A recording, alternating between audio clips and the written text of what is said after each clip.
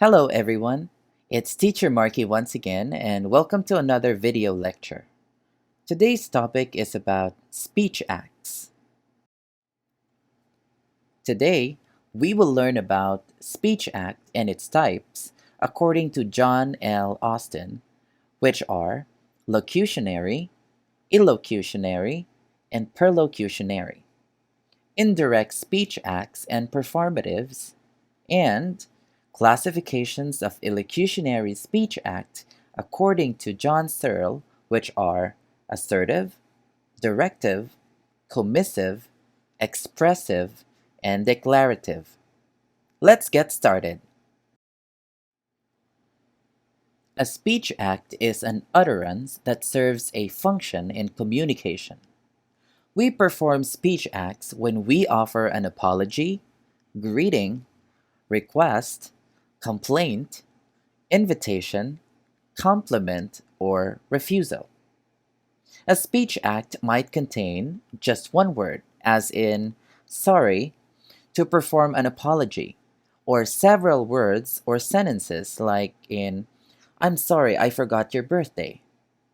Speech acts include real-life interactions and require not only knowledge of the language, but also appropriate use of that language within a given culture. John L. Austin was a professor of moral philosophy at the University of Oxford. He made a number of contributions in various areas of philosophy, including important work on knowledge, perception, action, freedom, truth, language, and the use of language in speech acts. Austin proposed the speech act theory, in which he categorized speech act into three different types, such as locutionary, illocutionary, and perlocutionary. The first type of speech act is locutionary. A locutionary speech act occurs when the speaker performs a locution. A locution is the phrase or sentence that has meaning or vocabulary and structure or grammar.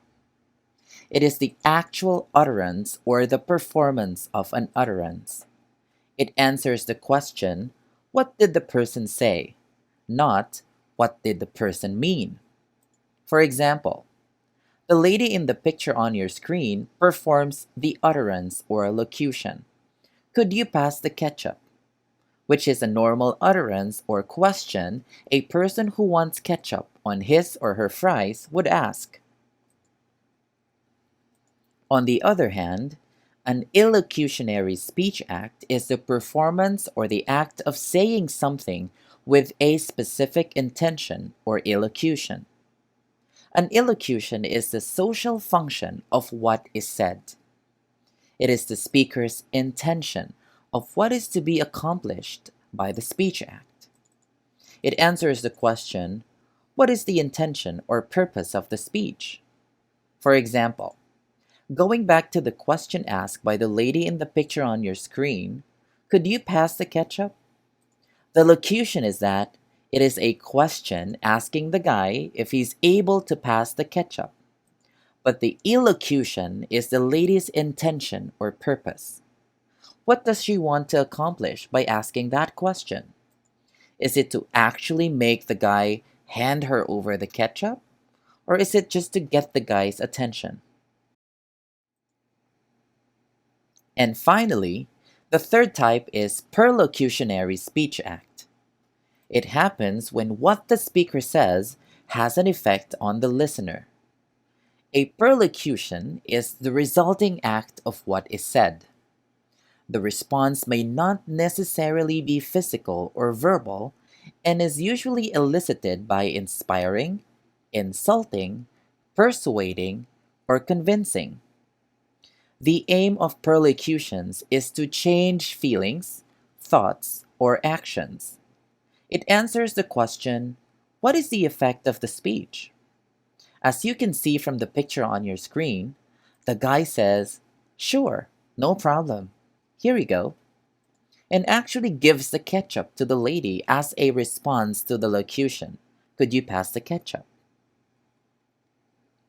There are instances wherein the speaker does not explicitly state the intended meaning behind the utterance.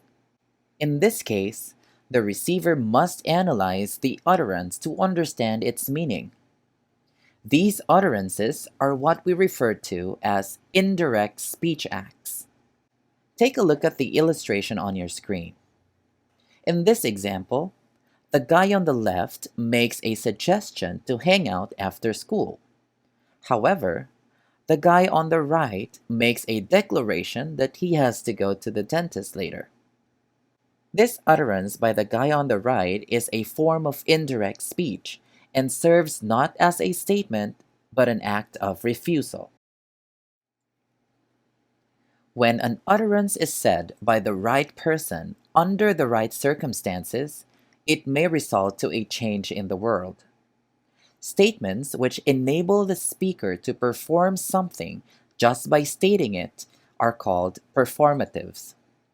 When a priest declares, "I now pronounce you man and wife," during wedding ceremonies, and when a judge delivers sentences, "I sentence you to death," are just two of the most common examples of performatives. If these two statements are uttered by someone who is not authorized to do so, then there is no effect whatsoever because a condition was not met. Now, let's talk about the classifications of speech act. Proposed by American philosopher John Searle in 1976, these classifications served as a response to J.L. Austin's speech act theory. Searle is responsible for devising a system of speech act categorization. From Searle's view, there are only 5 illocutionary points that speakers can achieve on propositions in an utterance, namely, the assertive, commissive, directive, declaratory, and expressive illocutionary points. The first classification of illocutionary speech act is assertive. In this speech act, the speaker expresses belief about the truth of a proposition. It commits the speaker to something being the case. Examples include suggesting, putting forward, swearing, boasting, and concluding. Next is directive. In this speech act, the speaker tries to make the receiver perform an action. Asking, ordering, requesting, inviting, advising, and begging are examples of directive.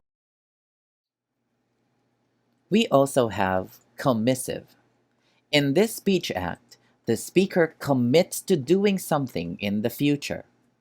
Examples include promising, planning, vowing, betting, and opposing.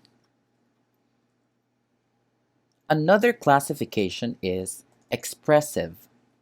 In this speech act, the speaker expresses how he or she feels about the situation. Examples include thanking, apologizing, welcoming, and deploring. And lastly, declarative. In this speech act, the speaker's utterance changes the state of the world in an immediate way.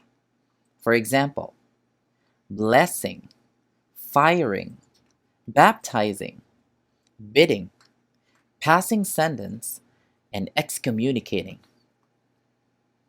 Because speech acts occur in everyday talk, in every society, with various ranges of explicitness, it is important to remember that it is essential for a speaker to be able to use and understand them well. Doing so will develop our ability to use linguistic knowledge to effectively communicate with others.